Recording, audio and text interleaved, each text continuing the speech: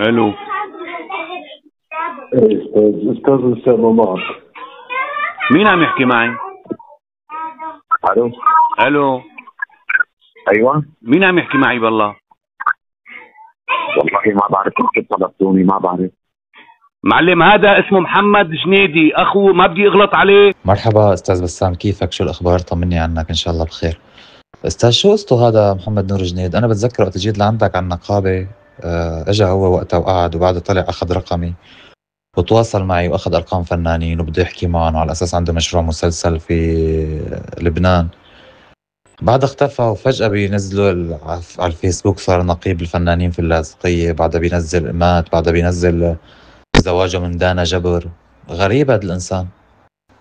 استاذ اشتكي عليه هذا، يعني انا لو كنت بسوريا والله رح اشتكي عليه، والله بس انزل على سوريا اول شهر 12 رح اشتكي عليه، لانه مخادع وكذاب واحتال علي واخذ ارقام على اساس ناس بدهم يشاركوا معه، على اساس معه سلوم حداد ومعه ما بعرف مين، وراح قعد مع دانا جبر تصور معها، بعدين نزل صورته هو وياها من صفحة اسمها المعهد العالي، وقال انه زواج محمد نور بدانا جبر.